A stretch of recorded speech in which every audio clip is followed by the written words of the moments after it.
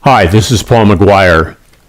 I want to talk to you right now about why you don't need to be afraid of the coronavirus and how the power of prayer can heal you from the coronavirus and can supernaturally protect you from being harmed or hurt by the coronavirus.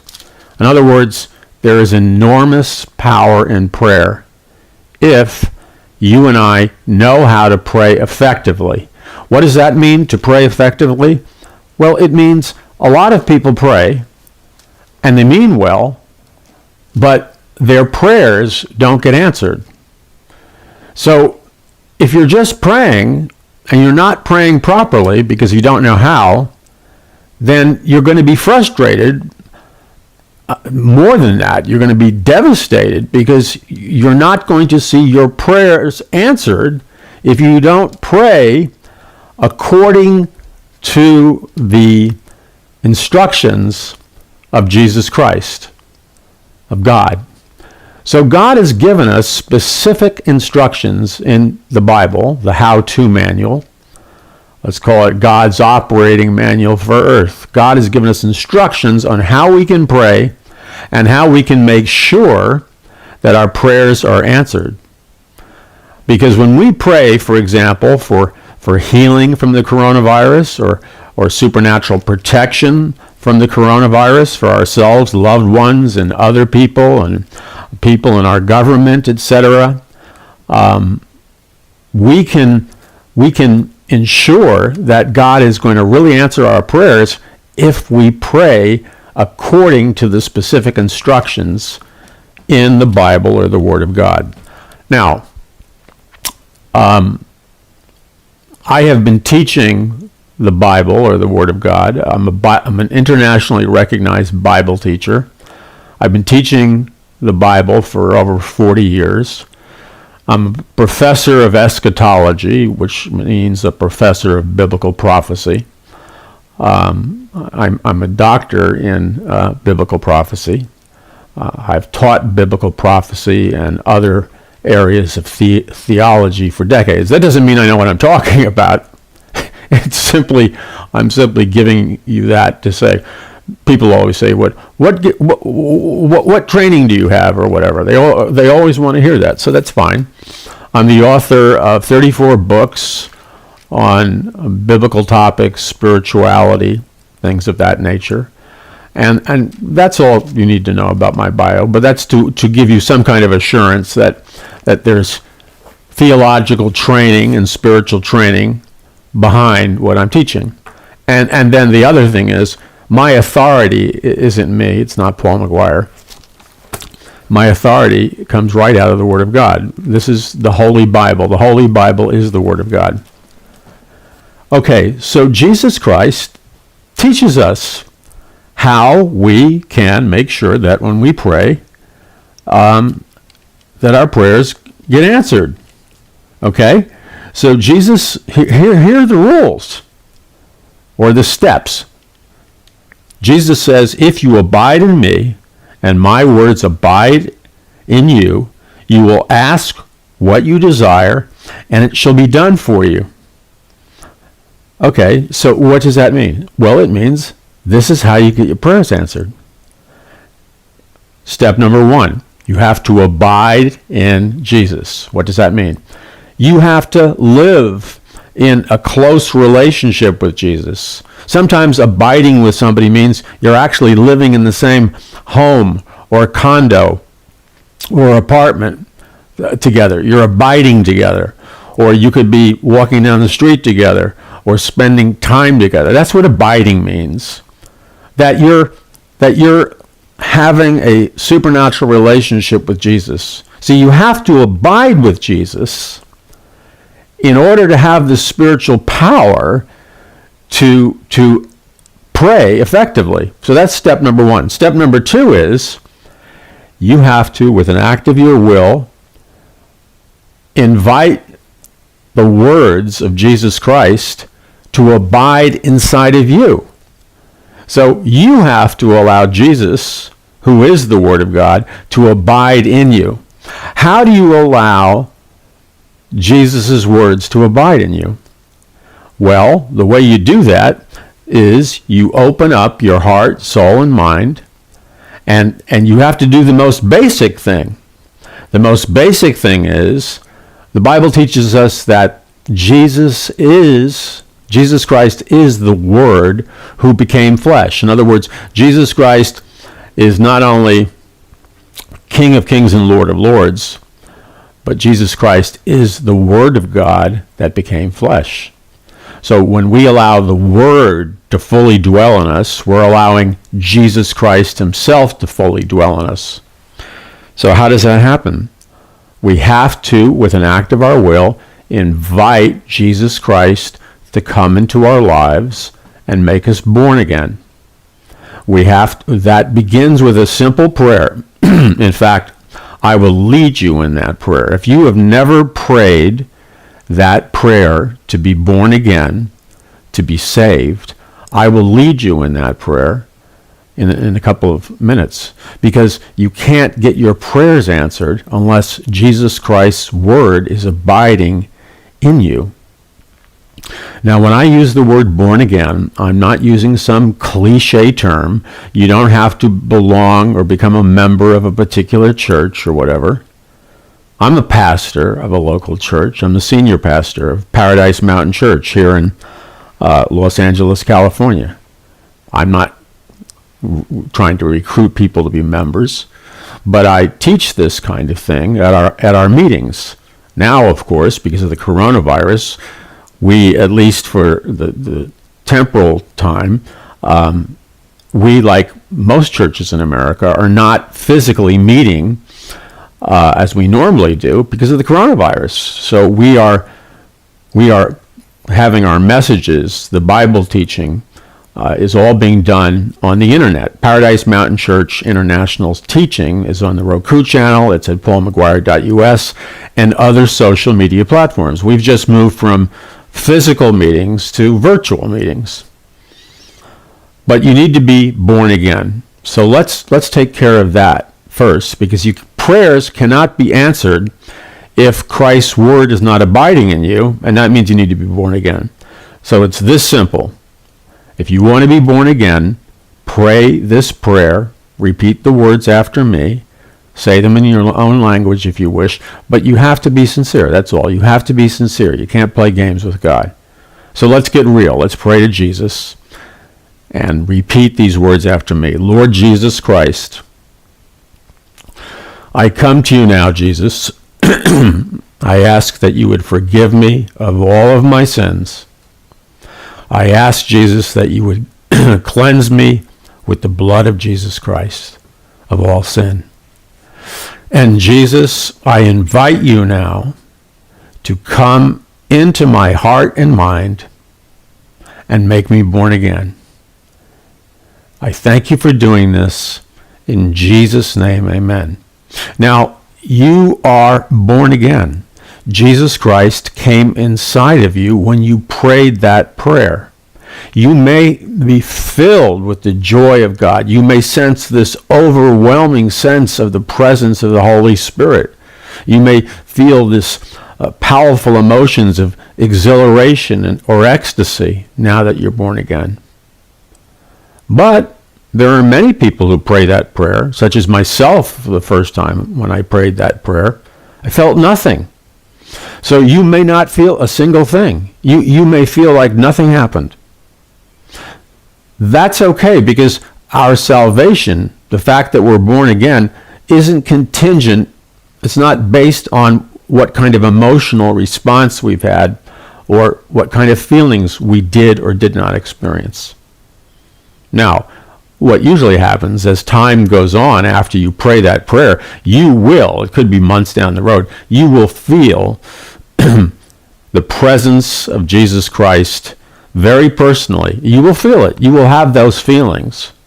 But your faith should not be based on feelings. Thank God you just became an eternal member of the family of God. When you die, whenever that time may be, you are guaranteed to be in the presence of the Lord forever and ever and ever. And when you die as a believer in Jesus Christ, the nanosecond you leave your body, you're going to be looking at Jesus, you're going to be in the presence of the Lord, and you will be in your brand new, glorified, perfect body at the perfect age, no sickness, no disease, and you are going to live with your brand new, glorified body. You're going to live in paradise, for the new earth, the new heaven, and the new Jerusalem forever and ever and ever. And by the way, there's no sickness or disease or social distancing in the kingdom of heaven. Okay? Isn't that good? That's good. Now that the Word of God is abiding in you, and you're abiding in God, now you can go to step number 3, which is this. Jesus Christ said, he said, when we abide in him and his words abide in us, then we can do this.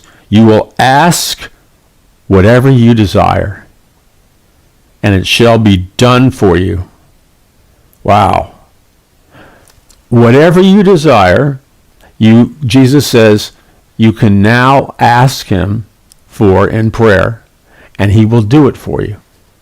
Whatever. That means you can ask God to be healed of the coronavirus, because that comes under the umbrella of whatever.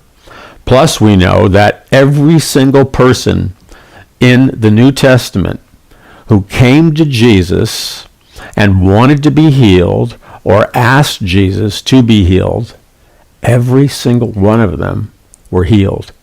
There wasn't a single person where God rejected them and did not answer their prayer for healing.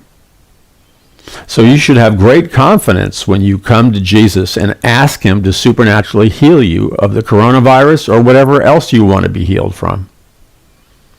That does not mean that you get rid of doctors or medicine, etc., etc.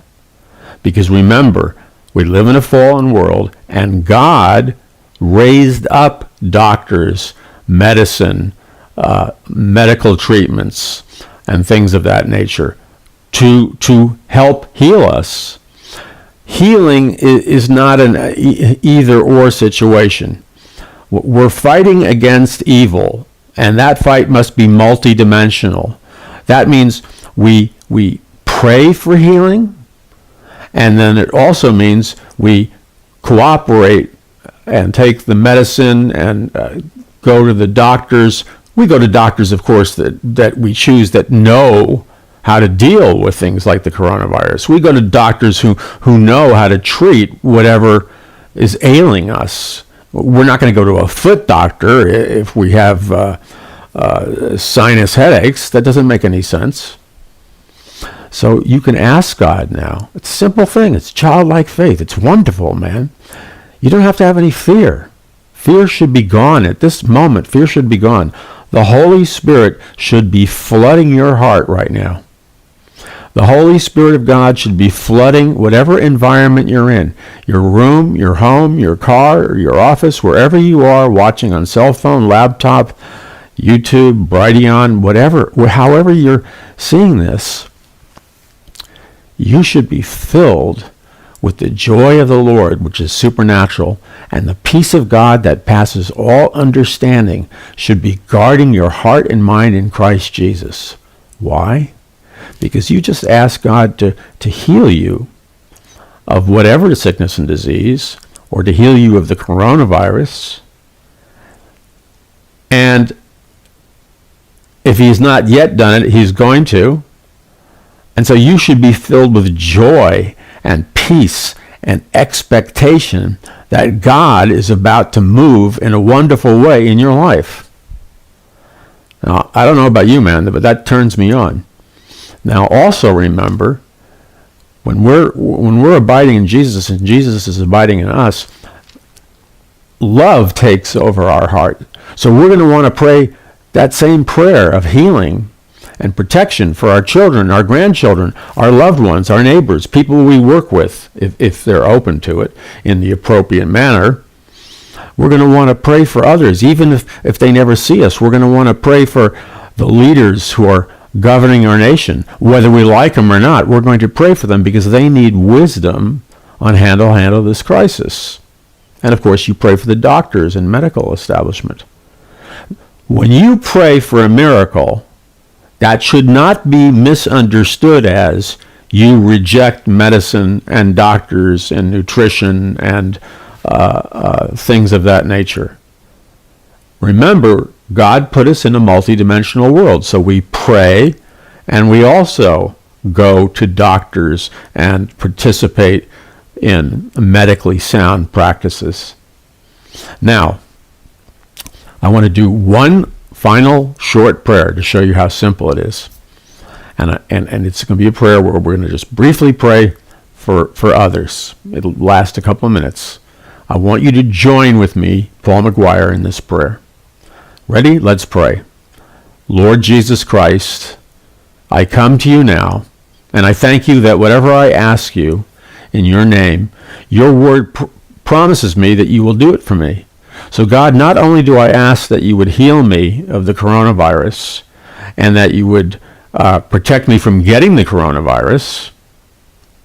Most likely most of you don't have it. I don't have it. So I want to pray, Lord, protect me. Keep me from getting the coronavirus. If you have the coronavirus, you want to ask God to heal you of the coronavirus. And God, I also ask that you would supernaturally protect my children, and you name them, and your grandchildren, and then loved ones and people that are on your heart. So every time you come to God praying for yourself, you should also pray for others, that they would be either supernaturally healed of the coronavirus or they would be protected from getting it. So let's pray. Lord, in Jesus' name, I ask that you would cover myself, my family, my loved ones, my children, my grandchildren, my co-workers, and then people you know. I ask that you would supernaturally heal them from the coronavirus, and I ask that you would supernaturally protect them from getting the coronavirus or related sicknesses and diseases. I ask you to do this right now. In Jesus' name, amen. And he will do it. Now, it doesn't mean you just pray once. Prayer is spiritual warfare. So you're going to continue to pray. You're going to continue to pray because until this battle spiritually and physically is over, it needs constant prayer. Go to paulmcguire.us. McGuire is McGuire.us. Go to paulmcguire.us. We have, I think, thousands of hours of free teaching. Paradise Mountain Church intensive teachings on the Roku channel. We have our numerous social media platforms. Brighteon.com has our daily program, the Paul McGUIRE Report. We have our video prophetic emergency alerts up there that deal with the coronavirus. We have intensive Bible prophecy teaching in all kinds of areas. And thousands of pages of free articles, thousands of audio messages, video messages, everything we possibly can to help you, we're making available free. And in turn, we need your prayers and support.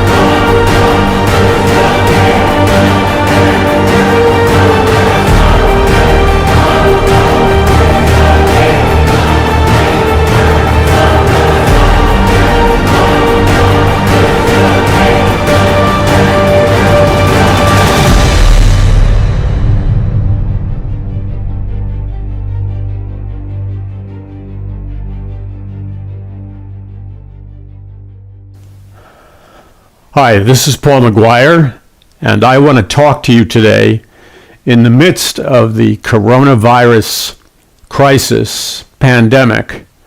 I want to talk to you today about how you can pray in such a way that God will answer your prayers, and you can ask God in prayer to supernaturally protect you, your loved ones, our nation, from the effects of the coronavirus. The power of prayer works. Why does the power of prayer work? The power of prayer works because there is a God, a supreme being.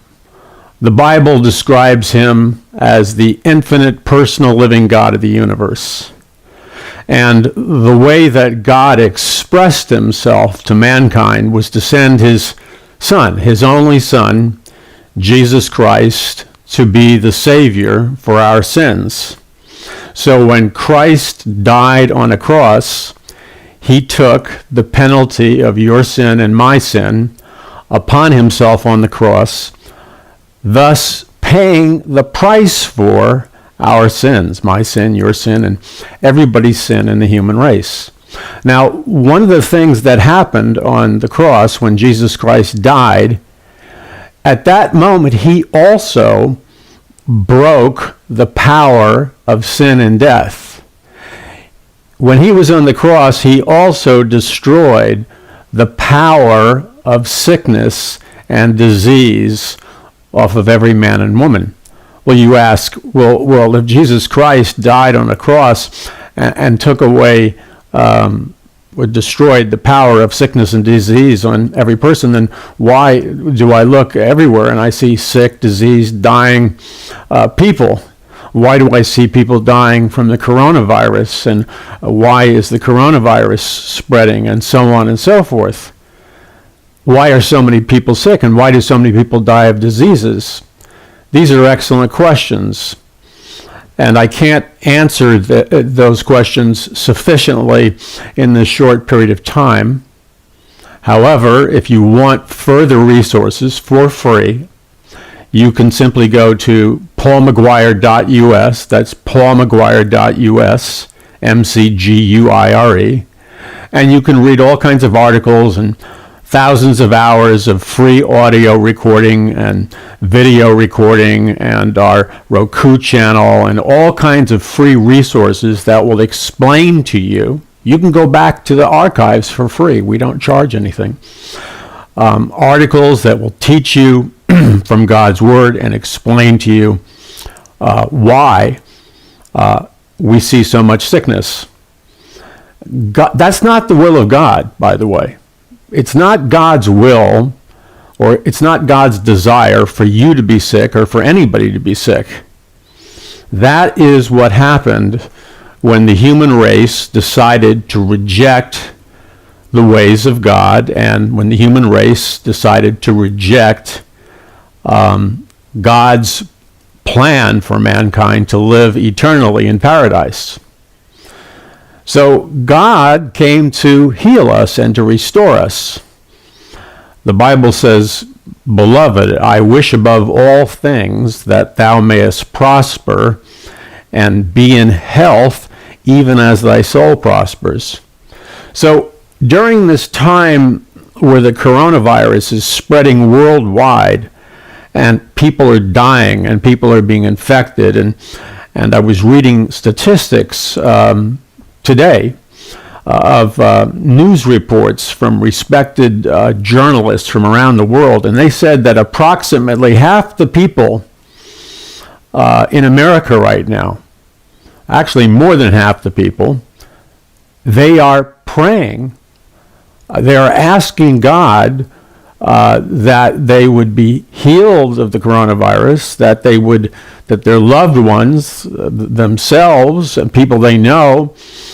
Over half of America right now, according to secular, respected pollsters, are praying to God, asking God to heal them from the coronavirus, and asking God to protect them and their loved ones and their children from the coronavirus. Isn't that interesting? America, which seems so secular, at least when you see the way our media censors all references to God and spirituality, when you see that even our government censors most references to God and spirituality, they're out of step with the American people, because the American people know that when trouble hits, the American people, and many people in the world know, when big trouble hits, you need God's help. And many of you have recognized that fact right now because of the coronavirus. When trouble hits, and this trouble is the coronavirus, we need God's help. So I want to just briefly show you from the Word of God, teach you in the simplest way I can, exactly how you can pray to God effectively. It's great that so many people are praying to God in America right now, asking Him for help. But we want to do more than just pray to God.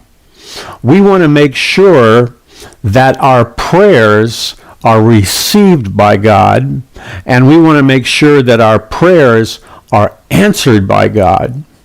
So I'm going to just teach you a little bit as an internationally recognized Bible teacher, as a professor of eschatology, which means a professor of the study of biblical prophecy, a doctor in biblical prophecy, theologically trained. I'm a minister, a senior pastor of a local church, Paradise Mountain Church, and I'm a Bible teacher.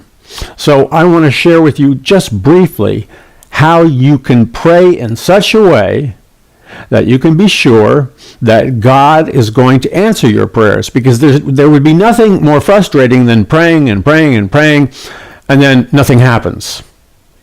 Jesus wouldn't have taught us specifically about how to pray if there wasn't a specific instructions from God on how to pray. So I want to get my Bible. Excuse me as I bend down here. We're not broadcasting from the same location we normally are, for obvious reasons, because of the coronavirus. Now, I want to read you the words of Jesus Christ from the Bible. It's amazing, you know, the Bible is a book that teaches us how, among other things, how we can pray to God and how we can pray to God effectively so that our prayers are answered. You see, when a prayer is answered, that's called a miracle, because a miracle is something that should not have happened otherwise unless you asked God to supernaturally intervene. So what does Jesus Christ, our Savior, say about prayer? He would be the best authority, wouldn't he? I think so. So when we go to the Gospel of John, chapter 15, let me read you the words of Jesus Christ. And let's pay close attention to what Christ says. He says, abide in me, and I in you, as a branch cannot bear fruit of itself unless it abides in the vine, neither can you unless you abide in me. I am the vine, you are the branches. He who abides in me, and I in him, bears much fruit. For without me, you can do nothing. If you abide in me, and my words abide in you, you will ask whatever you desire, and it shall be done for you. By this my Father is glorified, that you bear much fruit, so you will be my disciples. Okay, the panic and fear of the coronavirus, it's very real, it's very serious. It's spreading across the United States and the world. There are projected death tolls. There are projected, hopefully, surviving statistics.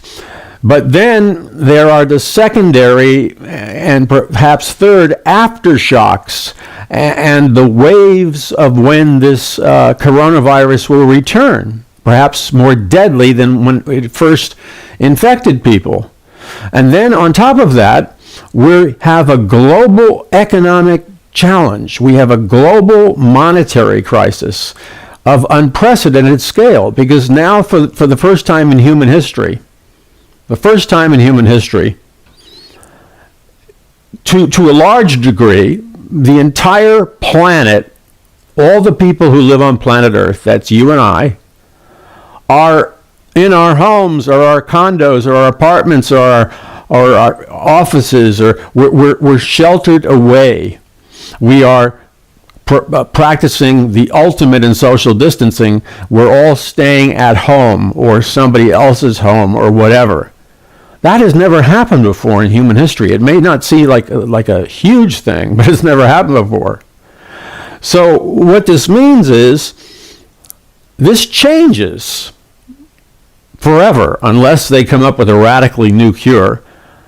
It's going to change forever the way we work, how we relate to money, transactions, buying, all kinds of things. Now, let's go back to the words of Jesus Christ, because it's in a time of crisis like this, we want to go to the most powerful being in the universe for help, the supreme being, God Almighty. And Jesus says to us, here's the key. If you listen carefully to what Jesus Christ is saying to you and me right now, the key to effective prayer, the key to having your prayers answered, not just praying, but the key to having your prayers answered, is revealed by Jesus Christ in these verses. So Jesus says these words once again, if you abide in me and my words abide in you, you will ask whatever you desire, and it shall be done for you. By this my Father is glorified, that you bear much fruit, so you will be my disciples. Okay, so Jesus Christ is saying, here's the condition, here's the formula that you must use when you're praying in order to see miracles, results, and answers to prayer. Number one is, Jesus is telling us we must abide in him. What does that mean, abide in him? That's the condition. See, so you can't just, I don't care, how sincere you are, how desperate you are. If you're just praying and you're not praying according to the formula that Jesus Christ taught, you're running the risk that you're praying, but nobody's going to hear or answer your prayers. Jesus is telling you exactly how you can be sure your prayers will be answered. Step number one, I have to abide in Jesus, abide in God, abide in him. What does that mean? When we abide in Jesus, it means we live with him, so to speak. We are part of his life. We're living with him. We're in a very tight relationship with him. We're abiding with him. It implies a deep closeness, a deep oneness, not only physically, geographically, but spiritually, emotionally, and every other way. We're to abide with Jesus, which means we're not to be distant from Jesus. We're to live with Jesus 24/7, whether in our homes, our offices, our apartments, or just walking down the street. We're to abide with Jesus. Once we have obeyed step number one, which is to abide in Jesus, then step number two is this. We must, with the decision of our will, we must choose to allow Jesus to abide in us. And in step number two, that specifically means we must allow the words of Jesus to abide in us. So step number two tells us that if we want to see our prayers answered, we're going to have to make the choice with our will to allow the words of Jesus to abide in us. What does that mean? First of all, We need to understand that Jesus Christ and the Word are one. Jesus Christ is the Word who became flesh. When we allow the Word of God to abide in us, we are allowing Jesus to abide inside of us through the Word. So the more we read God's Word, the more we study God's promises, the more He is abiding in us. You can't have the Word of God abide in you unless you are deliberately opening up your heart and exposing yourself to the Word of God. Then the Word of God abides in you. So those are the first two steps. First, we have to abide in Jesus. Second, we have to allow the words of Jesus to abide in us. And now, here is step number 3. Assuming you have done step number 1 and step number 2, when you now do step number 3, your prayers will be miraculously answered. So here's step number 3 according to Jesus Christ.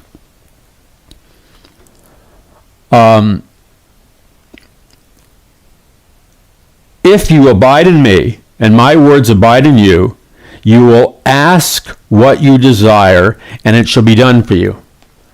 So assuming you've met step 1, step 2, then whatever you ask Jesus, whatever you desire to ask Jesus, whatever you desire to ask Jesus, it shall be done for you. So now you have to ask. You have to specifically ask Jesus. Jesus, I ask that you would supernaturally protect me from the coronavirus. That could be one prayer. And Jesus will answer that prayer. But if you want to make sure that you hit the bullseye and that prayer is actually answered, you want to make sure that you're praying correctly. So you want to make sure that before you go to step 3, which is to ask Jesus, you abide in Jesus and you allow the words of Jesus to abide in you. And God delights in answering prayer. Now, this is why if you do this, your prayers will always be answered. Because if you're abiding in God, you're kind of like becoming one with Him. If you're allowing the words of Jesus to abide in you, you're allowing Christ to form your mind. You're getting the renewal of your mind. You're receiving the mind of Christ. You're knowing the way God thinks and what God wants. So when you come to the place of asking God for something specifically, you're asking on target. You're asking in a way that you're pleasing God with your prayer, and He's going to answer it. An example of not doing this correctly is, okay, you don't abide in Jesus. His words don't abide in you. And therefore, when you pray, you think, well, I'm going to get whatever I want. So you pray, Lord, I ask that you would give me $1 billion, and I want multiple mansions, and I want to win an Academy Award. Okay, fine. You prayed the prayer. Will God answer that prayer? Because He says, whatever you ask me in my name, I'll do it for you. So is God going to answer that prayer? He may, if you are specifically called by God to be in some function where you could earn an Academy Award or that kind of money. But most of the time, that prayer would be based on you praying out of your own empty human spirit and your own somewhat delusional human imagination. You see, if you're praying and your prayers are based on your own whims, your own fancies, your own delusions, don't count on your prayers being answered. But if you're abiding in God and you're allowing the word of Jesus Christ to abide in you, your mind is being renewed. So when you pray, you're like praying in sync with God. You're hitting the target and God answers prayer. Now, it's perfectly acceptable to pray for protection for something like the coronavirus and protection for your loved ones. So let's do what the Bible tells us to do. There's no such thing as luck.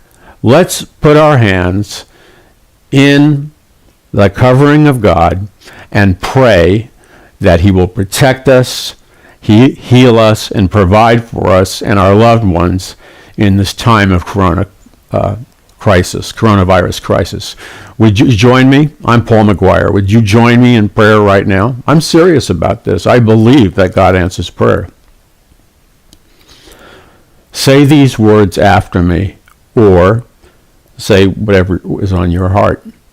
Remember, we're praying to a particular individual. His name is Jesus. We're not praying to a generic God. When the Bible is giving us the rules for getting your prayers answered, it's telling you you're praying to the biblical God. So let's pray, okay? Repeat these words after me. You can do it silently, preferably out loud. Lord Jesus Christ, I come to you now, and I praise your name.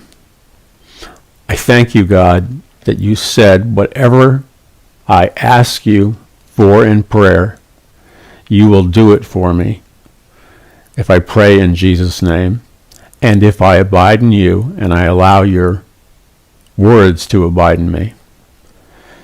Jesus, right now I come to you, and I ask that you would supernaturally protect me from the coronavirus and related illnesses. Jesus, I ask that your supernatural covering and protection would be on my children and grandchildren, my loved ones, my neighbors, whoever you want to pray the prayer for. Governmental leaders, the president, people in your church, or your neighbor, somebody that you know. You can come to God many times in prayer, but ask him specifically and tell him specifically who you want him to supernaturally protect. So pray like this: Jesus, I come to you now, and I ask that you would supernaturally protect my children, and then you would name the names of your children. You would supernaturally protect my children, my grandchildren from the coronavirus. You would name other people, my family, my co-workers. Whoever you want to see covered, then you pray for them. So Lord, I give you all these people, myself included, and I ask that you would supernaturally protect each one of us from the coronavirus and related illnesses. If anyone has the coronavirus, including yourself, you continue to pray. Lord Jesus Christ, I ask that you would bless the doctors who are your instruments of healing. I ask you to bless them and have them give me the right medications and treatment. Bless the doctors and the medical staff. Give them wisdom. And Lord, in the name of Jesus, I ask that you would use the doctors, and I would ask that you would use your supernatural healing power right now, God, to heal me of the coronavirus, or deliver me from the coronavirus right now in the name of Jesus. Lord, like a little child, I'm not ashamed to reach out my hands in faith and simply ask you, Jesus, I ask that you would heal me and deliver me right at this moment from the coronavirus. I reach out and receive your healing power by faith. In Jesus' name I pray. Amen and amen. Now God answers prayer, and God will heal the sick. He'll deliver. Does that mean in every single case that you pray for, no one will die? No, there will be some people you pray for that will die. There will be some people who pray who will die. When you say, well, what good is prayer then? And you get mad. God many times will miraculously heal people from the disease, deliver them from the disease like coronavirus. Many people. In fact, the majority of people who have the coronavirus will recover, and with prayer even more will recover. Many people will be supernaturally protected if you pray for their protection from the coronavirus, assuming also that you do the practical physical things such as social distancing, sterilizing your hands, and all the other things that we've been told to do. But as to the matter of why does God allow some people to die after they prayed to him for healing? Because it says right here, ask me whatever you want, and if I abide in you and you abide in me, you would do it. So I don't understand, God, why I can pray for somebody or pray for myself and then they will die from the coronavirus. It doesn't seem to make sense. God always answers prayer. Let's remember that God has a plan for everyone's life. You and I don't always know what that plan is. Sometimes people have come to the end of God's plan for their life. And when you pray for them, for example, like I prayed for my father to be healed, and he was in his late 80s. And when I prayed for him to be healed, I knew in my heart that most likely the Lord was going to take him home. But the Bible commands me to pray for his healing. 2 days later, my father went home to be with the Lord. How do I know? I led him to the Lord years earlier. And I didn't feel that God didn't answer prayer. Why? Because ultimately, the final, ultimate, complete healing is when we leave these sick and dying bodies. Even before the coronavirus, we're all dying, we're all degrading, we're all getting older. But God always answers prayer, because if you're a believer in Jesus Christ and you ask God to heal you, or somebody prays for you to be healed, and you're not healed, at least outwardly, and you die,